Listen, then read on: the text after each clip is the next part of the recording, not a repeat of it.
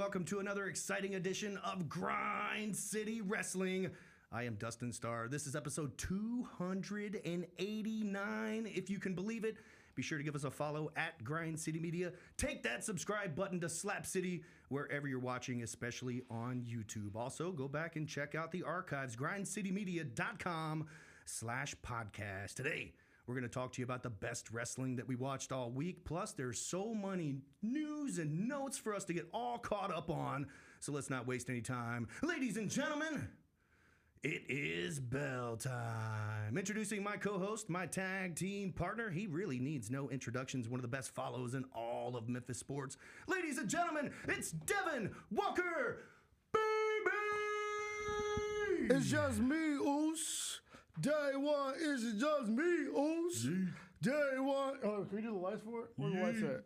Well, dang it, there's no lights. Don't be messing stuff up in here, Devin. Be sure to follow him at Devin_Walker2. What's up, man? Hey, yo, I think the Jey Uso entrance probably might be the best entrance in wrestling right now. But as far as what's up with me, it's a lot. I'm thinking a lot of here. wrestling to cover.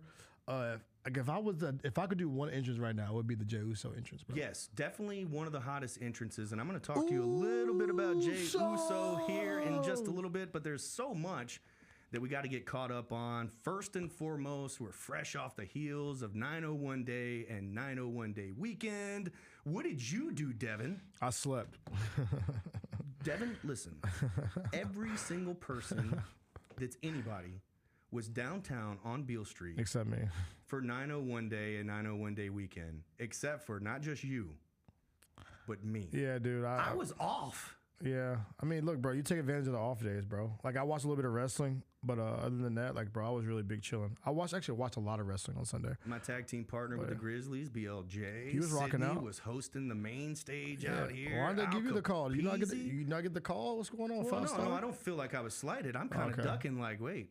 Okay. Am I off this weekend? Ain't nothing wrong with an off day, Because I'm about to have a baby, so I'm about to have all sorts of house heat. I forgot about that. You know what house heat is, right? Yeah, I've been there. Done that. You stay away a little bit.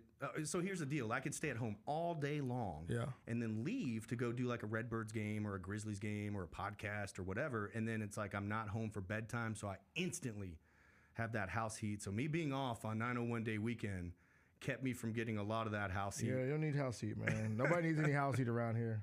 Because we know somebody that has some heat around here, or not on this podcast, but has some heat in the wrestling industry right now that we got to talk about on the show. We'll get somebody there. Got some heat, buddy. Jordan Grace and Jonathan Gresham were on Saturday's show. Did you see the big tag team showdown on Memphis Wrestling? I did. I enjoyed it. I got some more stuff that we got to talk about with your show, but I really enjoyed Jordan Grace being on my television. Notice I said just Jordan Grace.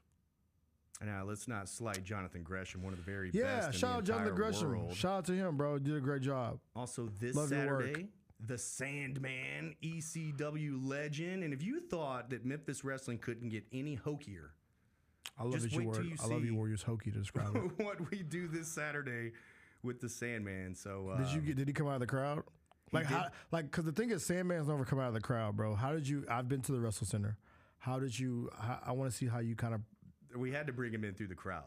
But all right. I feel like there we'll was see. We'll see. Don't spoil it. Don't spoil it. Okay, I'll tell you afterwards. But I did feel like there might have been slightly a little disconnect with the Sandman and why he was here, and maybe you'll see what I'm talking about. But we had some, the fans weren't tapped in. No, the fans were tapped in. I think the Sandman has lost his killer instinct. Oh no!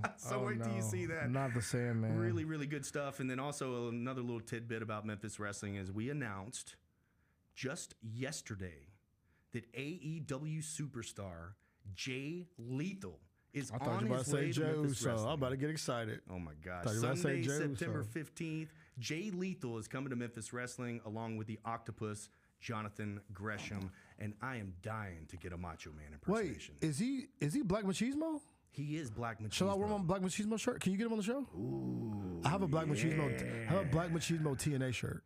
You know what? Believe it or not, one of the greatest characters ever, by the way. It's so slept on. It is the promo with him and Ric Flair wooing back and forth was one of the top 5 greatest TNA promos of all time. But believe it or not, it is easier to book these guys and gals for an appearance on Memphis Wrestling than it is for an appearance on Grind City Wrestling. What do they think we're going to ask them? Yeah, what is going on? I have no idea. They think we're on like shaft him or something. Like, what's going on? All right, we just want to ask a couple questions, bro. Golly. The dude is going to be training the Stars of Tomorrow at the Wrestle Center. I'm talking I just want to chop it. I just want to chop it up with you for a couple minutes. I haven't gotten him on there. I asked Jay Lethal. He said he's working on it. Those things are tough to get approved. I'm sitting here going, what in the world is going on here? Yes, he's an Impact. He's a TNA. He's at AEW. And you know we have great relationships with all these companies. I mean, we're booking their talent left and right. What's the deal with getting this interview? Interesting. We got to work on this, bro. Work on your interviewing getting skills. Interview getting skills? Yeah. All right, well, coming up on the program today, AEW All Out is this Saturday. You can watch absolutely free at Dave & Buster's. The Dyer County Fair is this Saturday as well. We had Bash in Berlin last Saturday. You know, that was the first pay-per-view, Devin, that me and Reese the Beast, my 3-year-old, actually sat down with pizza and watched. That was his first. Now, he's been to FedEx Forum, so he thought, hey, Dad, they're at FedEx Forum. It's like, no, they're not at FedEx Forum this time. But, hey, I like that you remembered that. Yeah. It was the first time that he actually sat down and watched something other than Memphis Wrestling. He I love watched it. WWE, and I had more fun watching him than I did watching the pay-per-view. Did he ask you how to do the 5 moves of death? Did he try to ask you how to do the 5 Cody moves of death? Did you see that drop kick? Oh, okay. Oh, my gosh. He's like popping the whole time. Yeah. Maria's upstairs because she didn't want to watch.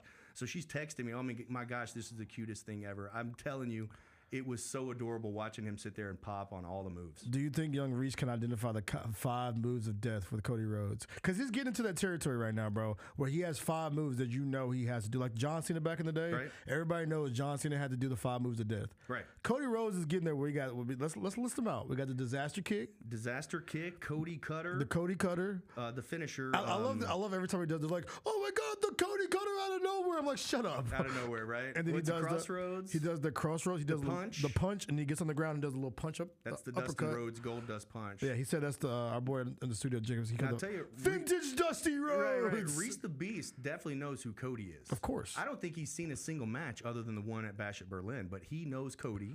He remembered that CM Punk was the one bleeding because when we wrestled the next day, he had to act like, hey, Dad, you're pretending blood. And I'm like, wait a second, we don't bleed. Oh, so he remember that one guy, that CM guy? The CM guy, yeah. So he remembered CM Punk bleeding. So we got our 5 moves, right? I just want to make this for. Well, we got 4. 4. So disaster kick, Cody Cutter. Do we count the jump out the suicide dive as a 5 moves? Crossroads.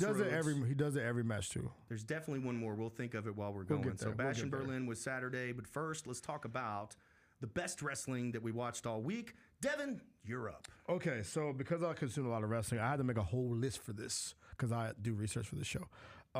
First of all, I want to give a shout out to Pine Bluff, University of Arkansas Pine Bluff's band. They performed the Cody Rhodes. Speaking of Cody Rhodes, shout out to Cody Rhodes. Ever.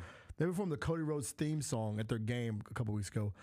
So dope to hear it by a bunch of brass horns just rocking out the Cody Rhodes theme song.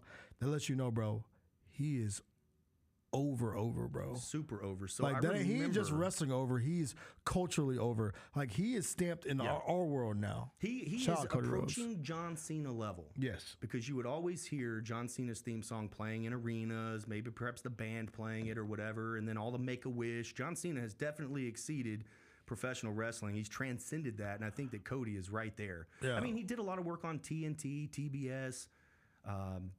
Triple H had to leave before the press conference at Bash in Berlin. Guess who was handling that? Cody. Cody's that dude. Super over. So that was cool. I had Joe Test on Raw last night. I'm pretty sure you're going to talk about that from an announcer standpoint. Tessator. I have 2 things. First one, the CM Punk Drew McIntyre strap match at Bash in Berlin. Okay. I think for me, bro, all beefs, I said this on the Chris Vernon show earlier today, all beefs, all encounters, if I got smoke with you, if we don't like each other, damn a Hell in a Cell match, give us a strap match. Bro, that match felt like it was personal. Beating each other with the strap, hitting each other with the of course, how you have the ending. How do you think they fake that, Devin? The strap? Yeah. There's no faking that. No, there's not. There's no faking that. I was just going to point that out. Yeah, there's no faking the strap. No faking that. That is 2 guys that say, hey, this feud has gotten to a point where they want us to beat the hell out of each other with a strap. So let's do it. And it's a leather thick strap, too, and a little flimsy Walmart joint. No. And one of the things that I loved about this is they made it more modern day where they had the lights. Yes. And it was a little bit hokey with the green and red lights, but also those people that are just looking at visuals of like, hey, like Reese the Beast, it's 3. Like, hey, wait a second. Why is these? Oh, okay. If he gets all 4 of them, then he wins. Yeah. So they really dumbed it down to where it made it easy to understand. Because like the old school wrestling heads would be like, that's not my type of strap match. That's not how you We just beat him to the death back in my day. Where's the blood? Calm down, guys. Calm down. Punk did get blood, but I don't know that it was on purpose. Exactly. So that was probably my A1. My number 2. I don't know if you saw this. I don't know if this is on your radar because my radar is a little bit different. Was it on Memphis Wrestling? It was not on Memphis Wrestling. Okay, well, it probably not. It was on Impact TV. Ooh. We had the perfect trio of Jeff Hardy, Matt Hardy, and Joe Hendry. Yo, I'm not gonna lie to you, bro. To see those 2 dudes work with, it was like the mixture of young and old, right? Like there's 2 generations of wrestling. It's like my generation of like I love the Matt Hardy, the Jeff Hardy, the Dudley Boys, the Edge and Christian. So Matt and Jeff are officially old. They're officially old to me now. To see those 2 dudes blend the world of Joe Hendry, who's like the modern guy, who's the next. He's a flash in the pan. He's the newest hot guy. Just headline the pay-per-view. So No Mercy, yeah, it was phenomenal. You see those 2 worlds blend together. I thought that was so cool because you even had Matt and Jeff do in the ring. They had the spot where they look away and look into the camera. I was like, it's amazing, bro. So shout out Joe Hendry, Matt Hardy, Jeff Hardy. That's my A1 best wrestling of the week. All right, I got some news and notes that we're going to catch up with here in just a second, but I got to give you my best wrestling that I watched all week, and I have no choice. What are you doing? I got to be a homer. Why do you? I thought you said this every week, bro. I mean, it's like every 2 out of 3 weeks I say that I have to be a homer, but literally it was the best. And I know what I'm talking about. At the end of the big tag team match on Memphis Wrestling, you didn't have Jordan Grace jumping into Jonathan Gresham's arm for a big victory hug. I loved you had Jonathan Gresham jump into Jordan Grace's arms like a baby. Weird. That was weird. And then they both flexed, which, by the way, they're jacked as all get out. And then they ended the program with a big kiss on the lips, which why do you say like we're 5 years old, bro? I don't know. I just loved it because they're so these characters are so jacked, dominating. You got the Octopus, who's the best technical wrestler in the world, picking up victories on TNA Wrestling, getting the push, has the mask and the mist and all that stuff. It's really cool. And then you have the Juggernaut, who is TNA Wrestling knockout world champion, who is like beating up men. Yeah. And then you got them She beat up men on your TV show too. Huh? She beat up men on your show too. Oh yeah, absolutely. Yeah, but they're 2 legitimately tough, 2 of the best physiques in wrestling today. And then we introduced them as husband and wife, and I was surprised that fans did not know that they were husband and wife. Yeah, dude. And then the big kiss. Wrestling fans know everything. Bro, I'm sorry, bro. Dude. If we're going to keep it real right now, come on, bro. Wrestling fans think they know everything. But they will Google your freaking address. They know more wrestling stuff about you. They don't really know like real stuff about you. Well, the husband and wife. They live in like the wrestling world. They live in and wife combo, giving the big kiss at the end, especially those 2 characters on Memphis Wrestling. I thought it was tremendous. So that's the best wrestling that I watched all week. Before you go anywhere else, we have to spin back because we've got some submissions for the 5 moves of death with Cody Rhodes. Ooh. We got our 5 moves of death, so we can make this a real. Well, we had 4 already. So we have 4 already, but we got to go back so we can make this a social media post. So the 5 moves of death with Cody Rhodes. We got the Cutter, the Cody Cutter. Cody Cutter. We got the Crossroads, the finisher that he does so many times in every match. We got the Bionic Elbow. Bionic Elbow. There we go. He has to do that once a match. We got the vintage Dusty Rhodes with the punch and the get on the ground. Yep, that's the gold dust. And then we got the disaster kick. Those are the 5 moves of death with Cody Rhodes. Wrestling fans, you know what we're talking about. Every freaking match he has to do. If you're watching the Cody match, you should have a bingo card. If those moves aren't hidden, if those moves aren't hidden, the match is going to go on. He's typically going to miss a disaster kick. Yes. He might miss a Cody Cutter, but then he's going to hit it later in the match, just like he's going to hit 3 or 4 crossroads at the end. So to the point where you say he's becoming more like John Cena, there you go. Cody Rhodes. 5 moves to death, 5 moves to Cody. There we go. We're here. Only here on Grind City Wrestling. Only here. But yeah, continue. What's your 5 moves of doom? My 5 moves of death? If I had 5 moves? Yeah, what would you do? That's hard, bro. I'm like when I create a character on the wrestling games, I'm making him like a high flyer. So I got like a Poison It's Rana. like a Rey Mysterio. Give me like a Poison Rana. See, I picture you more like a Penta. Yeah, for sure. Or Rey Phoenix. No, those are my favorite characters to play with them again. And the reason I say that is like you don't see Rey Mysterio chopping like Penta. Oh, he's gonna hit you. Rey, book him. How about that, bro? They're heading to WWE, or else I would. Book Penta, bro. I think they're going to WWE. Okay, so news and Yeah, notes. my bad. Let's talk about it. News and my notes. bad. You talked about the man. Well, speaking of the man, I think Joe Tessitore was the man on Monday Night Raw. His very first time calling the program, and I thought he did fantastic. And the reason I know he did fantastic is I was sitting there working with Raw on in the background, and I never once thought, who the hell is this guy? Mm-hmm.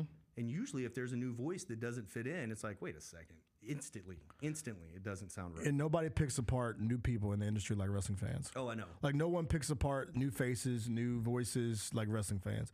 And all I saw last night on the night when Raw happened was all love for Joe Tessitore. It's like he's gonna just let him get the flow, and he's gonna be a star. Because you could tell when he talks, it's like that big fight feel. Yes. That big moment feel. It's Joe Tess's voice. Because he's called some of the biggest college football games ever. He has to be extremely careful. He has to be extremely careful not to reveal stuff that he doesn't know. Exactly. So let Corey Graves or Wade Barrett handle that type of stuff for right now. The only negative things that I saw online, and again, this is online, is that his excitement wasn't quite there. And I feel like that when you're on WWE Raw, you have a very fine line to toe. And so if you're overly excited, then it's like, who is this guy? They told me downstairs that he sound natural because he's called big fights on ESPN before. So that makes sense. I thought he was just like a college football guy.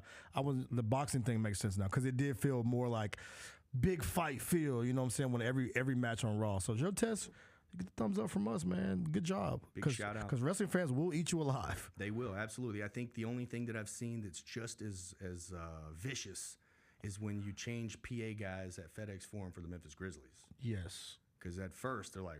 They get on your neck, bro. For new voices always get there. They get on your neck. I'm the backup for Marcus, who I think Marcus has one of the greatest PA voices ever. And I'm just hoping that whenever that happens, that the fans say, who is... Oh, wait, that's Dustin. They're like, oh, is that Johnny Bravo on the mic now? All right, so Joe Tessitore in. It looks like Odyssey Jones is out. Let's talk about it. Odyssey Jones in his WWE debut had over 8 million views. 8 million views. This beat Okada. This beat Mercedes Moné. This beat Joe Hendry, Will Ospreay. This debut out of nowhere, over 8 million views, and now he's allegedly gone from WWE. The New Day was on Monday Night Raw. There was no mention of Odyssey Jones. Odyssey Jones, you talk about, like I was telling you, wrestling fans know everything or think they do. The minute that his photo and profile was taken off WWE.com, it was all over the internet. Where is Odyssey Jones? The question is, we're going to find out very soon. It doesn't take long. It doesn't take long. Reporting on this, saying that he is done. It's insane that you go from, like you said, 3 weeks ago, you were getting the rub with the New Day. You were in the big spot with the New Day. You were the guy supposed to be the new Big E, right, in the New Day, right? And we look fast forward 2 weeks later, you're wiped from the internet. You're wiped from the website. All your clips are wiped from WWE.com. Very easy to do, man. We're going to find out very soon what happened to Odyssey Jones. There's speculation. Dun, dun, dun. That WWE has found out about some situations he had going on, some domestic situations he had going on. They came to light, and WWE was like, "We're not playing around with that." Listen, man. So we'll find out what's the truth. But for now, it's crazy to see how fast things can happen, bro. It can happen in the snap of a fingers. I tell everybody at the Memphis Wrestling Wrestle Center, I say, guess what's going to happen if I can't make it to a show? The show's going to happen without me. If, throwing out names here, if Gun Show, K-Tomb, or any of our top guys do something ridiculous and are not allowed to be on the show anymore, guess what's going to happen, Devin? We're going to have the show without them. Yep. Nobody is bigger than the product, and WWE instantaneously takes it away, and they do not even have to tell us why. And somebody's gonna leak the story. Meltzer, it'll come out. The Sap guy, or you know him, he's on Twitter. Somebody's gonna let us know what happened because he had a massive debut. It was so funny. It was a running joke for years that he would get drafted every year in the draft. Right. And they would do vignettes all year, be like, Odyssey Jones is coming to Raw. Then he just shows up randomly.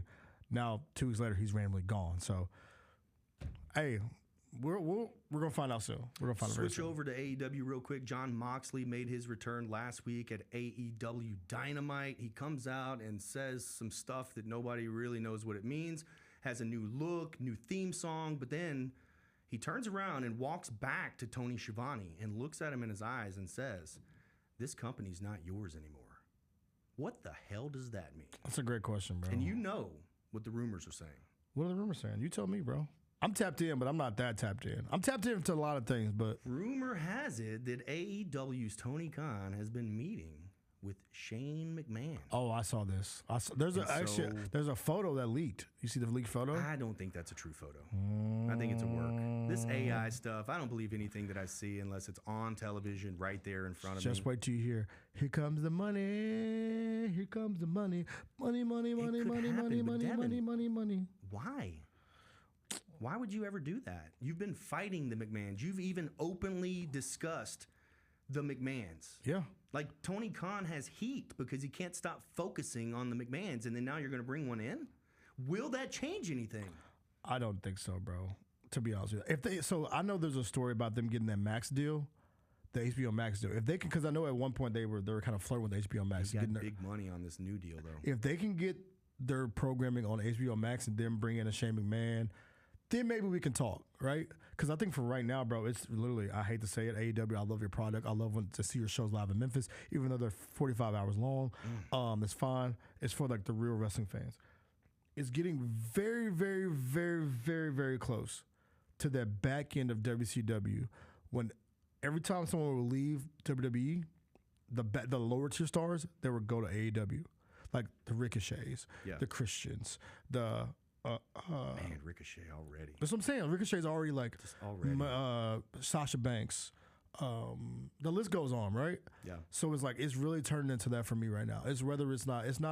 At one point, it was must-see television on Wednesday night on Dynamite because like it's okay. Do I get to see the Lucha Bros? Do I get to see MJF? Right. At this point, bro, if I turn on my TV on a Wednesday night, I don't know who the hell's gonna show up. right. It could be Evil Uno. I don't give a damn about Evil Uno. Like, so for me, I'm still a massive wrestling fan, but AEW is kind of taking a step down for me. And him saying it's not your company anymore, him bringing in Shane McMahon, that turns it off even more for me for 5-star. We'll see what happens. All right, I think this is my last piece of news, unless you've got something. Jey Uso is getting advice from his dad, Rikishi, and what I think is terrible advice. Have you heard this?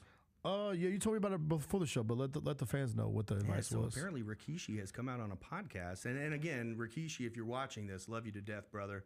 And love to have you on the show. We'd love to have you. I'm paraphrasing here, but it seems like that Rikishi is saying that, hey, if WWE writers don't believe in Jey Uso and they don't want to write the proper stories for him, then maybe it's time to move on. And people are saying, and I don't know if it came right out of his mouth, move to AEW, but if you're going to move on from WWE, where else would you go? I think that you're going to move on to AEW, and I think that is absolute terrible advice. Jey Uso, as you mentioned, you actually came on the show today doing his yeet entrance, okay? They went off the television, off Raw, doing the yeet. They even had Damian Priest and Rhea Ripley doing it off air, and it just went viral on social media. Also, the dude is main eventing almost every single week. Yeah. Now, is he winning every single week? No. No, but look at wrestling. Cody. Cody had to earn that for an entire year. Jey Uso just came off of perhaps the greatest tag team run of all time. And now you have like the hottest entrance in the wrestling right now. And he keeps flirting with championship gold. Yeah, and that's exactly. the story. They keep saying, when is Jey Uso going to finally capture his first singles championship? And it's going to happen. Rikishi, please don't mess this up. Calm down, Pops. Calm down, because your son's your kid's doing his thing. He had the thing with Braun Breaker the other night where like you said, they teased the I'm coming for this belt. Your family's never beat my family. That type of stuff, dude. It's gonna happen. It's gonna happen. Calm down, Just brother. Be cool, Rikishi. It's okay. Don't stink face us. Don't hurt us. It's okay, bro. He's gonna get his moment. You see on my shirt. Look at this shirt. Look at this shirt. This is the dope shirt. Look at that. That's back in the day when y'all held the tag team titles. Look at Solo's even on there. Look at Solo. Look at Solo. Solo's on there. But just calm down. It's going to happen. You're going to have your moment to hold a championship belt again. Take it easy. Take it easy. It's all good. Because right now, Like I said, the hottest entrance. You're selling merch like crazy. You have a 4-letter word. Do you remember when he wasn't, for 2 weeks, wasn't allowed to use yeet anymore? Because they were trying to get the copyrights. What did I tell you? I said, there's no way. This thing is way too over for them to just let it go. And then now they've got it, and they're rocking and rolling. And now every time he talks, it's yeet. It's the crowds. He's like, so I'm going to go. Yeet. Walk to the crowd, yeet, and get my belt, yeet. Like it's a thing now, bro. I feel like WWE more than ever now understands what this crowd interaction means. Yes. And Jey Uso coming through the crowd, doing the yeet, the fireflies, the whole 9 yards, I thought was really awesome. My last note is Maxine Dupree is a superstar. That's the note. That's it. That's all I got. Maxine Dupree is a superstar. She might be she's on the hierarchy. I think she may be a little bit behind Tiffany. Well, I mean, Tiffany is women's champion. I mean, she is I'm just saying, like, developing this talent and having her a part of the Alpha Academy, even losing doesn't even matter at this point. She might be next. I think she might be next up. She is a superstar in the making. Yeah. She has the look. She has the skill. She's got the outfits. She's literally has it all. Yeah, because Tiffy's that one right now. Tiffy Time is she's the next star. Also, my girl and Jada Parker. Shout out to Jada Parker. Shout out Jada Parker. I got a text about Jada Parker from not even wrestling fans this weekend. They were like, yo, why'd you tell me about this Jada Parker? I said, I tried. Shout out Jada Parker. As Booker T would say, oh, yeah. Hey, shout out Jada Parker, man. Hey, she's going to be a champion one day. Shout out to you in many ways. So I would say, like, the next wave, of course, you got Maxine Dupree, you got Tiffy Time, you got, of course, Bianca, you got Jade, you got... Jade, man. I'm sorry, bro. Jade's looking awesome. I don't mean to sound like an asshole, bro. I'm about to sound like I'm about to sound like I don't care. I'm about to sound like an asshole. I'm sorry. There's 5, maybe 4 women's wrestlers I care about right now. The rest of them are just there. But like the other ones are developing. They're coming from underneath. They're developing. Like Maxine, she's not a women's champion right now. She's developing her skills. Yeah. In the next year, maybe 2, maybe even 3 years, she's going to be the one we're talking about. I got a trivia question for you. I'm going to ask my people downstairs too because they watch wrestling. Here we go. Who was carrying the women's tag team championships before Jade and Bianca won back at Bash Berlin? I don't know their names. There you go. That's my point. But that's not my fault. They're just very new. That's my point, though. Why the hell you put belts on them? So Jade and Bianca could win them back. If you could name one of them. Sometimes you just have to take it away just so you could get it back. Name one of them that was a tag team title. I don't know their names. That's my point, bro. Even like the new Damage Control. What is Bailey's the name disappeared. Bailey actually came running out like Bailey watched the other day. I've seen this in slow motion a million times where Bailey made her return. What's this other group that's with Sonya Deville? Oh, they call it the stud line. No, it's got a very strange name. It's the stud line. It's not. I don't know what that means. That's not the name of it. Google that real quick. That's the game that calls it the stud line. Google that real quick. No, they call them the stud line for real. No, that's not the names. It's some kind of weird name. Hey, downstairs, tell them they're called the stud line for real. Dead ass. I'm not sure if that's appropriate on this podcast. I don't know. You might have to bleep me out for that one. I'm not sure. I don't know. But any other news and notes? Maxine Dupree. No, this is Sonya Deville's group. It's got a very strange name. Sonya Deville, Shayna Baszler. Yeah, it's a stud line, bro. No, they've got a really strange name. But while you're Googling that, I'll tell you what's coming up for Memphis Wrestling. Actually cute as hell. This Saturday, September 7th, we're live at the Dyer County Fair. Memphis Wrestling is absolutely free with paid fair admission. That's our year 4. We have a huge triple threat coming. Aaron Roberts, the 420-pound Memphis Heritage Champion, defending against the 387-pound K-Toomer and the Gun Show. Are you ready for the name? The name doesn't make sense. No, it doesn't. I can't even tell it. It's so complicated. Pure Fusion Collective. Pure Fusion Collective. Now, I promise you, Wade Barrett and Joe Tessador have to have that like written at the top of the page. And highlighted. Because I've done that where like, all right, what's this guy's name? I'm sorry. And I have to write it at the top. They called, what's the name called is the stud line, bro. All right, also this Saturday, AEW All Out is absolutely free. Watch with us at Dave & Buster's. September 13th, that's Friday the 13th. We're at the Lauderdale County Fair in Halls, Tennessee, and I'm sure Jason Voorhees might show up for that one, being Friday the 13th, Devin. September 15th, we've got Jonathan Gresham coming along with Jay Lethal. Get those tickets at memphiswrestling.tv. September 20th, we're in New Albany, Mississippi for Ingomar Baseball. 21st, we're live at Ghost River on Main Street. Wait, you're bringing back wrestling on Beale? That is, I just said on Main Street. Beale Street, that location is not big enough for us to do Memphis Wrestling. So the Main Street location, those tickets are on sale right now. And of course, we return to Monday night, September 23rd, Mid-South Fair at Landers Center. That's what we've got going on, Devin. Plus a little bit of Redbirds baseball this week as we are winding down to the final homestand of the season, which is going to include Grizzlies Day on the same day as Ghost River. So I'm going to make a double shot. I'll appear at AutoZone Park and then head over for Ghost River. So what you got going on? I guess I won't be there then. This weekend we have Memphis Tigers football. They're kind of cranking up. They got me being a freaking reporter now, so I'm on Tiger Lane asking questions. I might throw a little wrestling season on my questions this week. I put basketball on my questions last week. I might throw some wrestling flavor in this week. Football Saturday. Can I tell you a funny story? What up? Somebody put a comment out there, or they showed a picture of the Liberty Hole. Yes, shout out to Liberty Hole. Shout out to Liberty Hole. I love that they're doing this. And somebody said, oh, don't worry, they wouldn't fill those seats anyway. And I just died laughing. And so I hit the little like button, right?